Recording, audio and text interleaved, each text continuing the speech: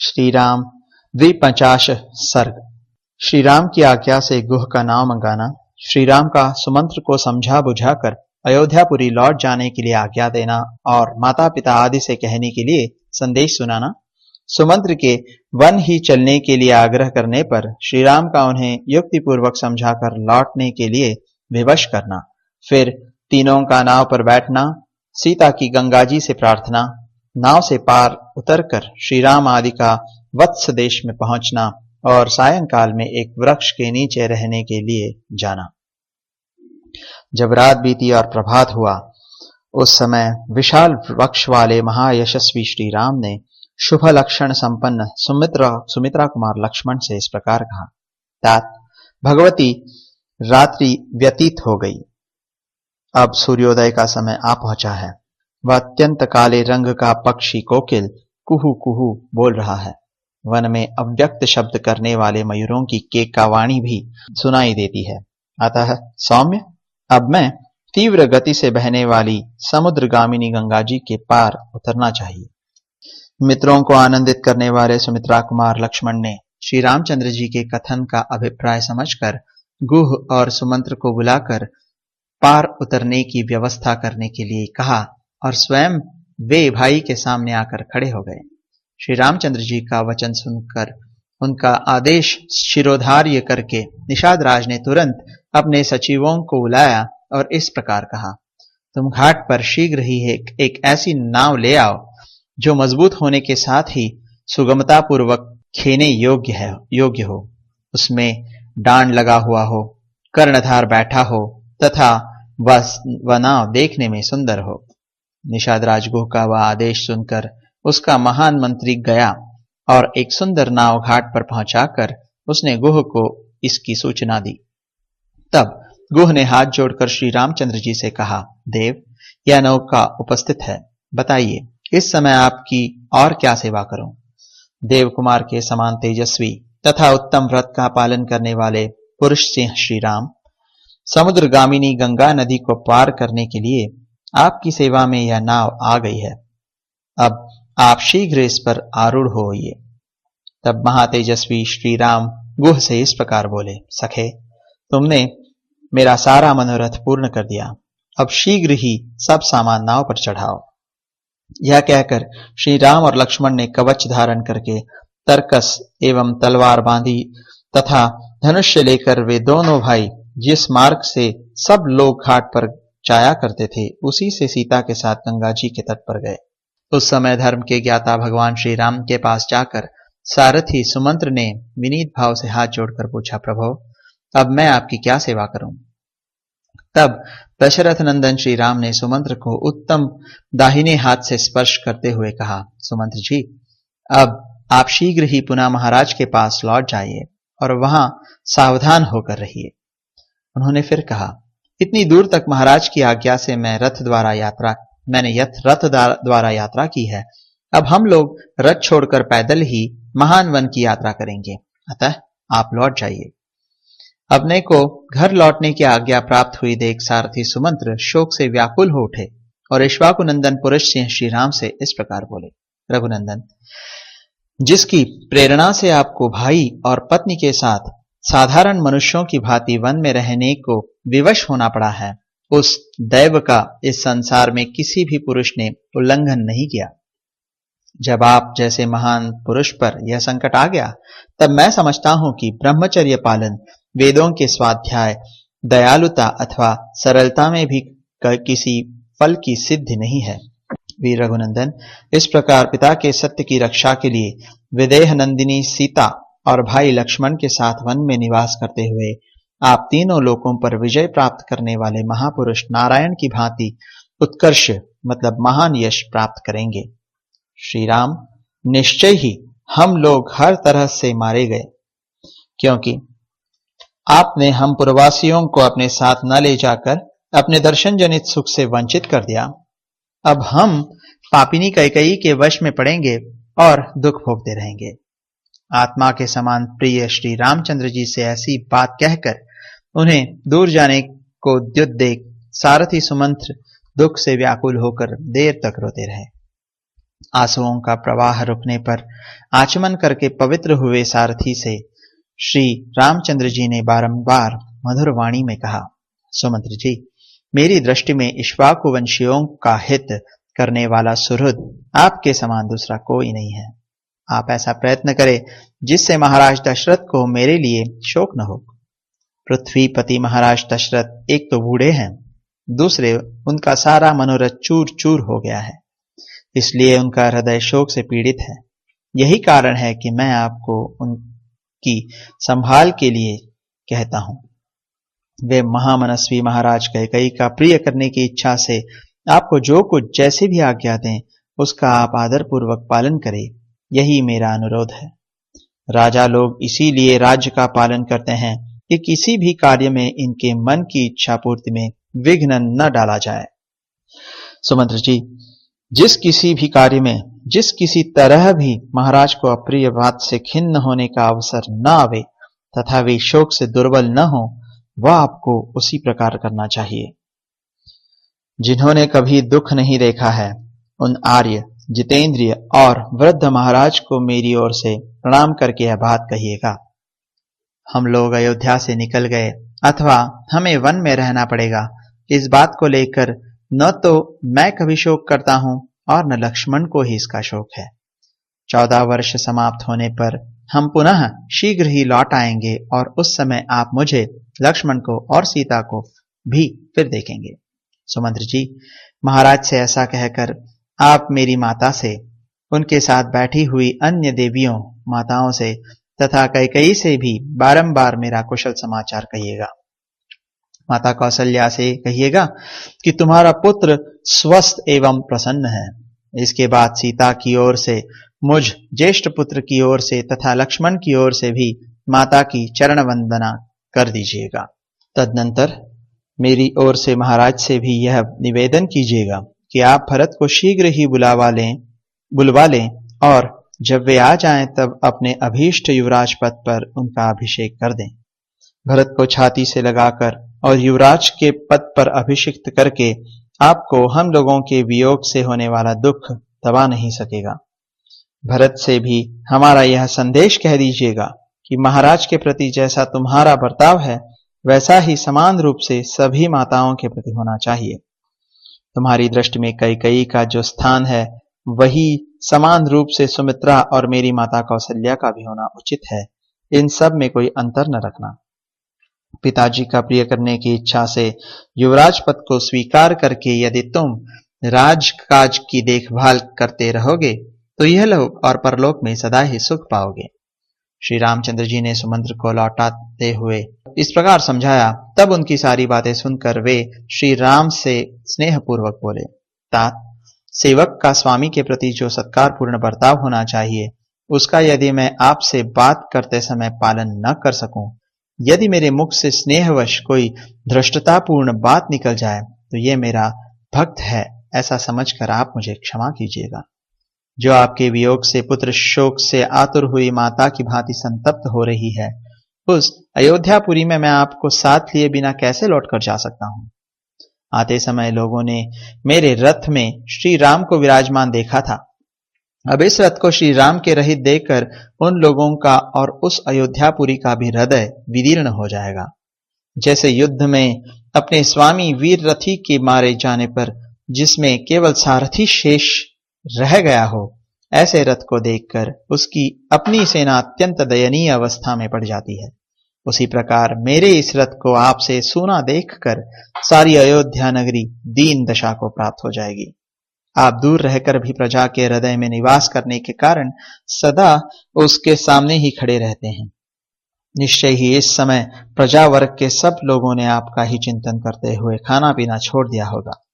श्री राम, जिस समय आप वन को आने लगे उस समय आपके शोक से व्याकुल चित हुई प्रजा ने जैसा आर्तनाद एवं क्षोभ प्रकट किया था उसे तो आपने देखा ही था।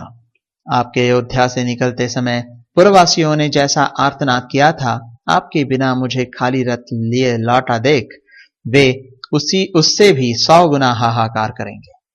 क्या मैं महारानी कौशल्या से जाकर कहूंगा कि मैंने आपको आपके बेटे को मामा के घर पहुंचा दिया है? इसलिए आप संताप न करें। यह बात प्रिय होने पर भी असत्य है, अतः ऐसा असत्य वचन भी मैं कभी नहीं कर सकता। फिर यह प्रिय सत्य भी कैसे सुना सकूंगा कि मैं आपके पुत्र को वन में पहुंचाया। ये उत्तम घोड़े मेरी आज्ञा के अधीन रहकर आपके बंधु जनों का भार वहन करते हैं। आपके बंधुजनों से हीन रथ का ये वहन नहीं करते हैं। ऐसी दशा में आपसे सूने रथ को ये कैसे खींच सकेंगे। अतः निष्पाप रघुनंदन, अब मैं आपके बिना अयोध्या लौटकर नहीं जा सकूंगा। मुझे भी वन में चलने की ही आज्ञा दीजिए। यदि इस तरह याचना करने पर भी आप मुझे त्याग ही देंगे तो मैं आपके द्वारा परित्यक्त होकर यहाँ रथ सहित अग्नि में प्रवेश कर जाऊंगा। रघुनंदन, वन में आपकी तपस्या में विघ्न डालने वाले जो जो जंतु उपस्थित होंगे, मैं इस रथ के द्वारा उन सब को दूर भगा दूंगा। श्री राम, आपकी कृपा से मुझे आपको रथ पर बिठाकर यहां तक लाने का सुख प्राप्त हुआ। अब आपके ही अनुग्रह से मैं आपके साथ वन में रहने का सुख भी पाने की आशा करता हूं। आप प्रसन्न होकर आज्ञा दीजिए। मैं वन में आपके पास ही रहना चाहता हूं। मेरी इच्छा है कि आप प्रसन्नता पूर्वक कह दें कि तुम वन में मेरे साथ ही रहो। वीर, ये घोड़े भी यदि वन में रहते समय आपकी सेवा करेंगे तो इन्हें परम गति की प्राप्ति होगी। प्रभु, मैं वन में रहकर अपने सिर से मतलब सारे शरीर से आपकी सेवा करूंगा और इस सुख के आगे अयोध्या तथा देवलोक का भी सर्वथा त्याग कर दूंगा। जैसे सदाचारहीन प्राणी इंद्र की राजधानी स्वर्ग में नहीं प्रवेश कर सकता, उस प्रकार आपके बिना मैं अयोध्यापुरी में नहीं जा सकता। मेरी यह अभिलाषा है कि जब वनवास की अवधि समाप्त हो जाए तब फिर इसी रथ पर बिठाकर आपको अयोध्यापुरी में ले चलूं। वन में आपके साथ रहने से ये 14 वर्ष मेरे लिए 14 क्षणों के समान बीत जाएंगे, अन्यथा 1400 वर्षों के समान भारी जान पड़ेंगे। अतः भक्तवत्सल, आप मेरे स्वामी के पुत्र हैं। आप जिस पथ पर चल रहे हैं उसी पर आपकी सेवा के लिए साथ चलने को मैं भी तैयार खड़ा हूं। मैं आपके प्रति भक्ति रखता हूं, आपका भृत्य हूं और भृत्य जनोचित मर्यादा के भीतर स्थित हूं। अतः आप मेरा परित्याग न करें। इस तरह अनेक प्रकार से दीन वचन कहकर बारंबार याचना करने वाले सुमंत्र से सेवकों पर कृपा करने वाले श्री राम ने इस प्रकार कहा, सुमंत्र जी, आप स्वामी के प्रति स्नेह रखने वाले हैं। मुझमें आपकी जो आकृष्ट भक्ति है उसे मैं जानता हूं। फिर भी जिस कार्य के लिए मैं आपको यहां से अयोध्यापुरी में भेज रहा हूं उसे सुनिए। जब आप नगर को लौट जाएंगे तब आपको देखकर मेरी छोटी माता कैकेयी को यह विश्वास हो जाएगा कि राम वन को चले गए। इसके विपरीत यदि आप नहीं गए तो उसे संतोष नहीं होगा। मेरे वनवासी हो जाने पर भी वह धर्मपरायण महाराज दशरथ के प्रति मिथ्यावादी होने का संदेह करे, ऐसा मैं नहीं चाहता। आपको भेजने में मेरा मुख्य उद्देश्य यही है कि मेरी छोटी माता कैकेयी भरत द्वारा सुरक्षित समृद्धशाली राज्य को हस्तगत कर ले। सुमंत्र जी, मेरा तथा महाराज का प्रिय करने के लिए आप अयोध्यापुरी को अवश्य पधारिए और आपको जिनके लिए जो संदेश दिया गया है वह सब वहां जाकर उन लोगों से कह दीजिए। ऐसा कहकर श्री राम ने सुमंत्र को बारंबार सांत्वना दी। इसके बाद उन्होंने गुह से उत्साहपूर्वक यह युक्ति युक्त बात कही, निषाद राजगुह, इस समय मेरे लिए ऐसे वन में रहना उचित नहीं है जहां जनपद के लोगों का आना जाना अधिक होता है। अब अवश्य मुझे निर्जन वन के आश्रम में ही वास करना होगा। इसके लिए जटा धारण आदि आवश्यक विधि का मुझे पालन करना चाहिए। अतः फल मूल का आहार और पृथ्वी पर शयन आदि नियमों को ग्रहण करके मैं सीता और लक्ष्मण की अनुमति लेकर पिता का हित करने की इच्छा से सिर पर तपस्वी जनों के आभूषण रूप जटा धारण करके यहां से वन को जाऊंगा। मेरे केशों को जटा का रूप देने के लिए तुम बड़ का दूध ला दो। गुह ने तुरंत ही बड़ का दूध लाकर श्री राम को दिया। श्री राम ने उसके द्वारा लक्ष्मण की तथा अपनी जटाएं बनाई। महाबाहु पुरुष सिंह श्री राम तत्काल जटाधारी हो गए। उस समय वे दोनों भाई श्री राम लक्ष्मण वल्कल वस्त्र और जटा मंडल धारण करके ऋषियों के समान शोभा पाने लगे। तदनंतर वानप्रस्थ मार्ग का आश्रय लेकर लक्ष्मण सहित श्री राम ने वानप्रस्थोचित व्रत को ग्रहण किया। तत्पश्चात वे अपने सहायक गुह से बोले, निषादराज, तुम सेना, खजाना, किला और राज्य के विषय में सदा सावधान रहना, क्योंकि राज्य की रक्षा का काम बड़ा कठिन माना गया है। गुह को इस प्रकार आज्ञा देकर उससे विदा ले इक्ष्वाकु कुलनंदन श्री रामचंद्र जी पत्नी और लक्ष्मण के साथ तुरंत ही वहां से चल दिए। उस समय उनके चित्त में तनिक भी व्यग्रता नहीं थी। नदी के तट पर लगी हुई नाव को देखकर इक्ष्वाकु कुलनंदन श्री राम ने शीघ्रगामी गंगा नदी के पार जाने की इच्छा से लक्ष्मण को संबोधित करके कहा, पुरुष से, यह सामने नाव खड़ी है, तुम मनस्विनी सीता को पकड़कर धीरे से उस पर बिठा दो, फिर स्वयं भी नाव पर बैठ जाओ।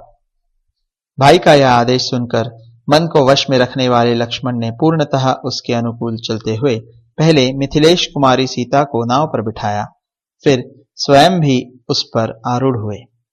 सबके अंत में लक्ष्मण के बड़े भाई तेजस्वी श्री राम स्वयं नौका पर चढ़े। तदनंतर निषादराज गुह ने अपने भाई बंधुओं को नौका खेने का आदेश दिया। महातेजस्वी श्री रामचंद्र जी भी उस नाव पर आरूढ़ होने के पश्चात अपने हित के उद्देश्य से ब्राह्मण और क्षत्रिय के जपने योग्य दैवी नाव इत्यादि वैदिक मंत्र का जप करने लगे। फिर शास्त्र विधि के अनुसार आचमन करके सीता के साथ उन्होंने प्रसन्न चित्त होकर गंगा जी को प्रणाम किया। महारथी लक्ष्मण ने भी उन्हें मस्तक झुकाया। इसके बाद श्री राम ने सुमंत्र को तथा सेना सहित गुह को भी जाने की आज्ञा दे नाव पर भली भांति बैठकर मल्लाहों को उसे चलाने का आदेश दिया। तदनंतर मल्लाहों ने नाव चलाई। कर्णधार सावधान होकर उसका संचालन करता था। वेग से सुंदर डांड चलाने के कारण वह नाव बड़ी तेजी से पानी पर बढ़ने लगी।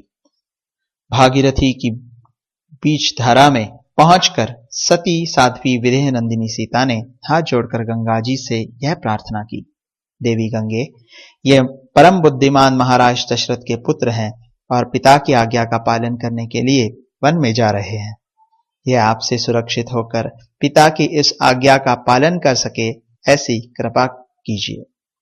वन में पूरे 14 वर्षों तक निवास करके ये मेरे तथा अपने भाई के साथ पुनः अयोध्यापुरी को लौटेंगे। सौभाग्यशालिनी देवी गंगे, उस समय वन से पुनः कुशल पूर्वक लौटने पर संपूर्ण मनोरथों से संपन्न हुई मैं बड़ी प्रसन्नता के साथ आपकी पूजा करूंगी। स्वर्ग, भूतल और पाताल तीनों मार्गों पर विचरने वाली देवी, तुम यहाँ से ब्रह्मलोक तक फैली हुई हो और इस लोक में समुद्र राज की पत्नी के रूप में दिखाई देती हो। शोभाशालिनी देवी, पुरुष से श्री राम जब पुनः वन से सकुशल लौटकर अपना राज प्राप्त कर लेंगे, तब मैं सीता पुनः आपको मस्तक झुकाऊंगी और आपकी स्तुति करूंगी। इतना ही नहीं, मैं आपका प्रिय करने की इच्छा से ब्राह्मणों को 1 लाख गौएं, बहुत से वस्त्र तथा उत्तमोत्तम अन्न प्रदान करूंगी। देवी, पुनः अयोध्यापुरी में लौटने पर मैं सहस्त्रों देव दुर्लभ पदार्थों से तथा राजकीय भाग से रहित पृथ्वी, वस्त्र और अन्न के द्वारा भी आपकी पूजा करूंगी। आप मुझ पर प्रसन्न हो। आपके किनारे जो जो देवता, तीर्थ और मंदिर हैं, उन सब का मैं पूजन करूंगी। निष्पाप गंगे, ये महाबाहु पाप रहित मेरे पतिदेव मेरे तथा अपने भाई के साथ वनवास से लौटकर पुनः अयोध्या नगरी में प्रवेश करें। पति के अनुकूल रहने वाली सती साध्वी सीता इस प्रकार गंगा जी से प्रार्थना करती हुई शीघ्र ही दक्षिण तट पर जा पहुंची।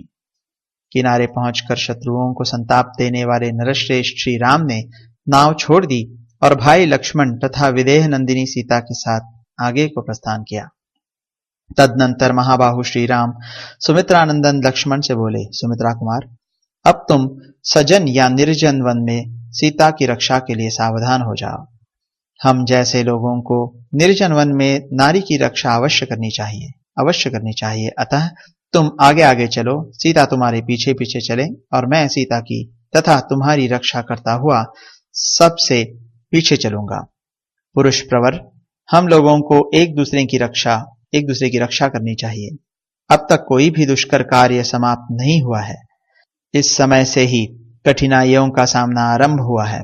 आज विदेह कुमारी सीता को वनवास के वास्तविक कष्ट का अनुभव होगा। अब ये ऐसे वन में प्रवेश करेंगी जहां मनुष्यों के आने जाने का कोई चिन्ह नहीं दिखाई देता।